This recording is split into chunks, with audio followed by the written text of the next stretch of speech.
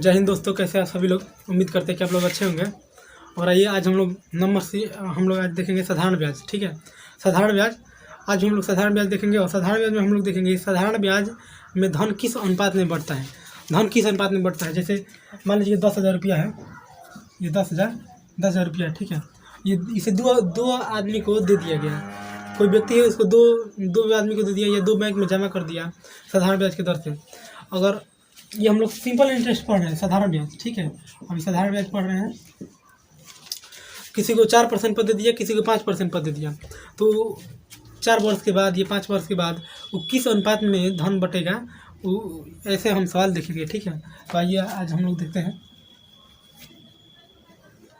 तो ये पहला हमारा क्वेश्चन है कि 1550 रुपये की एक धन। देखिए, तो यहाँ पे पी क्या दे दिया है, हमारा पी दे दिया है। हमारा पी क्या दे दिया है, 1550 रुपया। ठीक है, 1550 रुपये की धन आंशिक रूप से 5% और 8% के वार्षिक दरों से लगाई जाती है 3 वर्ष के बाद। यहाँ पर टी क्या दे दिया, हमारा समय दे दिया है ना, समय 3 वर्ष। 3 वर्ष के बाद उसे ब्याज के रूप में 300 रुपया मिलता है। ठीक है, ब्याज के रूप में 300 रुपया मिलता है। अब हमारा एसआई क्या हो गया, टोटल एसआई क्या हो गया हमारा, 300 रुपया। 300 रुपया हो गया हमारा, ब्याज के रूप में 300 रुपया मिलता है। और तो 8% और 5% के दर, 5% और 8% के दर पर लगाई गई राशि का अनुपात क्या होगा। ठीक है, अब यही हमको देखना है। देखिए, तो इसको हम एलिगेशन मेथड से बनाएंगे। एलिगेशन मेथड से कैसे बनेगा, यहाँ पे कोई संख्या दिया रहता है, यहाँ पे कोई संख्या दिया रहता है, और बीच वाला भी दिया रहता है, या बीच वाला हम निकाल लेते हैं। उसके बाद से जो इसका और इसका अंतर जो होता है यहाँ पर लिख देते हैं। ठीक है, और इसका जो अंतर होता है यहाँ पे लिख देते हैं। अब इसमें मान लीजिए ये ए है, ये बी है, तो ये क्या है, ये मान लीजिए सी है। तो ये सी जो है ना, ये किसी एक से बड़ा होगा तो किसी एक से छोटा होगा। जैसे मान लीजिए कि यहाँ पे 5 होगा, तो अगर यहाँ पे 7 है ना, तो ये तो 5 क्या है, 7 बड़ा है 5 से। अब ये वहाँ वाला जो होगा 5 से छोटा होगा, 3 होगा, 4 होगा, 2 होगा, 1 होगा, कुछ भी हो सकता है, कुछ भी होगा, लेकिन इस 5 से छोटा होगा। ठीक है, अब तो यहाँ पे क्या होगा, यहाँ पे मान लीजिए कि हमारा 3 आ गया, तो इसको क्या लिख देंगे। अब इन दोनों का अंतर ही लिखते हैं। छोटा बड़ा वाला में से छोटा को हटा देते हैं, माइनस में अंतर नहीं लिखते हैं। तो अब 7 - 2 बराबर 5 - 5 बराबर 2 हो जाएगा ना। यहाँ पे क्या आ जाएगा, 2, यहाँ पर भी 2 आ जाएगा। इसको कटा देंगे तो 1:1 हमारा इसके लिए आंसर हो जाएगा। अब लेकिन इस सवाल को हम बनाते हैं, अभी देखिए।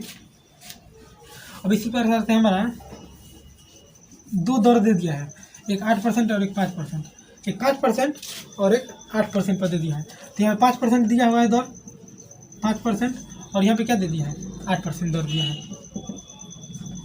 अब यहाँ ला हमको निकालना है, तो यहाँ के कैसे निकालेंगे, दर यहाँ पर क्या निकालना है, हमारा दर ही आएगा।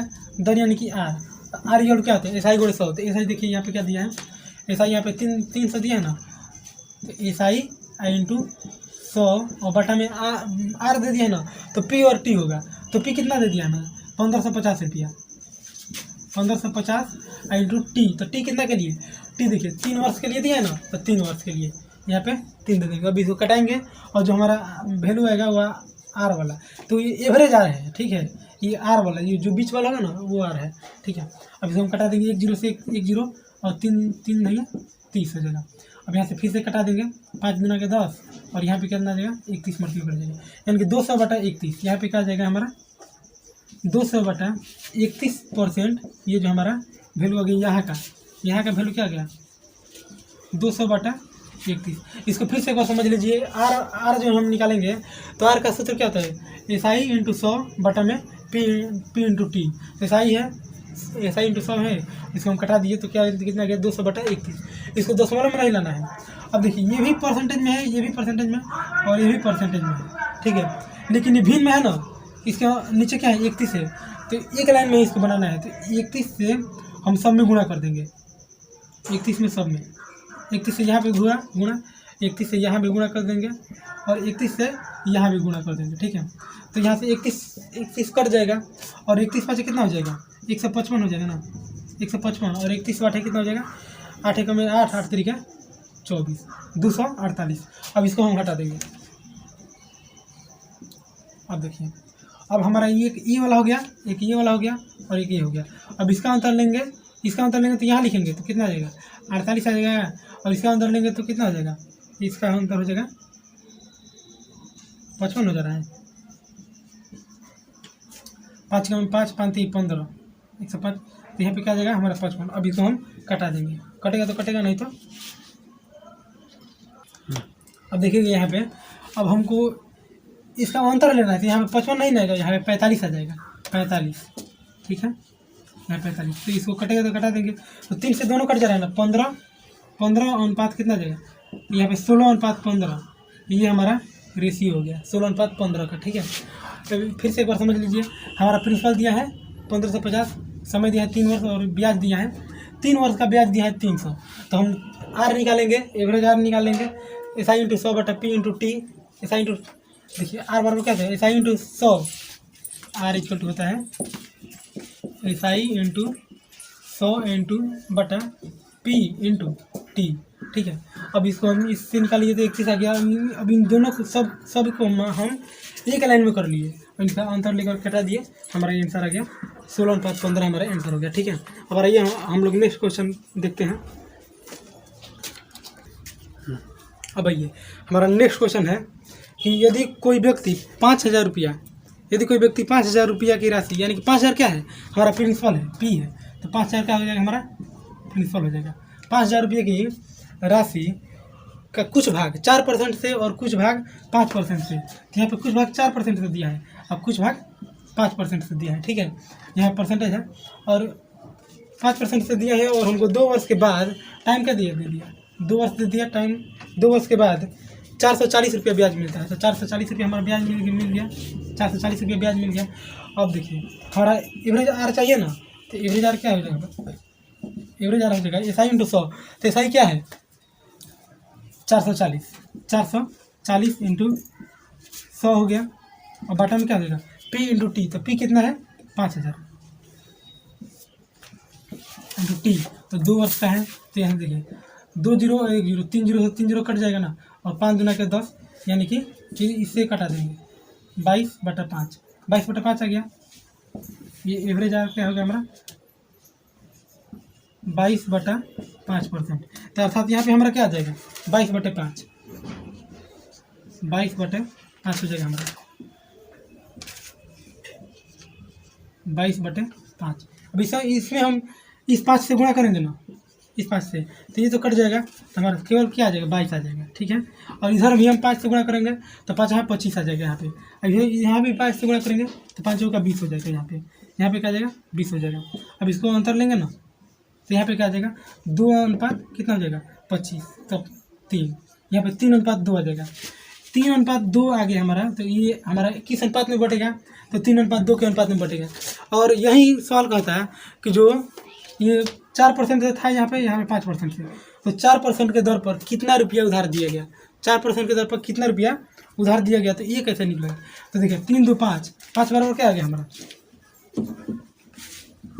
ये जो हमारा 5 दिया है ये पूरा मूलधन हो गया, 3 2 5, तो 5 आ गया, अब 5 का मान कितना दे दिया है 5,000, तो 1 का मान क्या आ जाएगा 1 बराबर 1,000 हो जाएगा। तो यहाँ पे 4 वाला का मान दिया है ना, यहाँ पे 4 वाला का पूछेगा तो 3,000 हो जाएगा, 3 का मान निकाल दीजिए 3,000 हो जाएगा, और यहाँ पे इसका मान पूछेगा तो 2 बराबर निकाल दीजिए 2,000 हो गया, और इनको दोनों को जोड़ दीजिए तो 5 के हो जाएगा, 5,000 हो जाएगा, ठीक है। अब चलिए हम नेक्स्ट क्वेश्चन पे आते हैं। चलिए अब हमारा तीसरा क्वेश्चन है कि एक व्यक्ति 16,000 रुपये, यानी कि 16,000 क्या है हमारा प्रिंसिपल है, तो 16,000 रुपये, एक व्यक्ति 16,000 रुपये कुछ भाग 4% से और कुछ भाग 5% से, यहाँ पे क्या दे दिया 4% से कुछ भाग और कुछ भाग 5% से, 5% वार्षिक दर से साधारण ब्याज पर उधार देता है। यदि वर्ष के अंत में उसे ब्याज 700 रुपये मिलता है तो 4% पर उधार दी गई राशि कितना होगा। देखिए यहाँ पे पूछ दिया ना, तो यहाँ पे हमारा समय कितना दे दिया है, यदि वर्ष के अंत में यानी कि 1 साल हो जाएगा, साधारण ब्याज हमारा क्या दे दिया है 700 रुपये दे दिया है। तो यहाँ से देख लीजिए, ये यहाँ से आर इक्वल टू जो एवरेज आर होगा हमारा क्या हो जाएगा SI इंटू 100, तो SI क्या है, इसको अगर समझ में 2 क्वेश्चन आएगा तो इसको आप लोग वीडियो को रोक करके बनाइएगा। तो आर इक्वल क्या है SI इंटू 100, तो SI क्या है 700, एस आई इंटू 100 और बटा में पी इंटू टी। तो पी कितना दे दिया, पी दे दिया हमारा 16,000 इंटू टी दे दिया है 1 वर्ष। अब देखिए यहाँ से 3 जीरो से 3 जीरो हम कटा सकते हैं, ठीक है, और यहाँ से 35/8 हो जाएगा, 35 हो जाएगा, यहाँ पे 8 हो जाएगा। तो आर इक्वल क्या आ गया हमारा 35/8% हो गया, ठीक है। अब यहाँ पे 35/8 से हम गुणा करेंगे सब में, तो यहाँ से 8, ये 8 से गुणा करेंगे, 8 से 8 कट जाएगा, लेकिन यहाँ पे 8 से गुणा करेंगे क्या आ जाएगा हमारा 40 आ जाएगा ना, 8 5 40, तो यहाँ पे हम 40 लिख दे रहे हैं, 40, ये 5% से है, और ये 4 है ना 4%, तो 4 में 8 से गुणा करेंगे, 4 8 है 32% हो जाएगा। और ये तो हम हटा देंगे। अब यहाँ पे देखिए, अब इसका अंतर लेंगे, इसका अंतर लेंगे, तो इसका अंतर लेंगे तो कितना आ जाएगा हमारे पास 5 हो जाएगा, और अनुपाती इसका अनुपात लेंगे तो हमारा 2 हो जाएगा, 32 3 हो जाएगा ना, 3 हो जाएगा। तो हमारे पास देखिए अब 5:3 के अनुपात में हमारा रेशियो बढ़ जाएगा, 5:3 के अनुपात में वो रेशियो दिया गया है। और 5 और 3 कितना हो जाएगा 8 हो जाएगा, और 8 का मान कितना दे दिया है, 8 का मान दिया है, 8 का मान 16,000। तो ये देखिए, तो 1 का मान क्या जाएगा, 1 का मान 2,000 हो जाएगा। तो यहाँ पे पूछा है कि 4% के दर पर जो दिया गया था वो आधान कितना है, तो 5 है इसका मान, तो 5 का मान हम निकाल देंगे।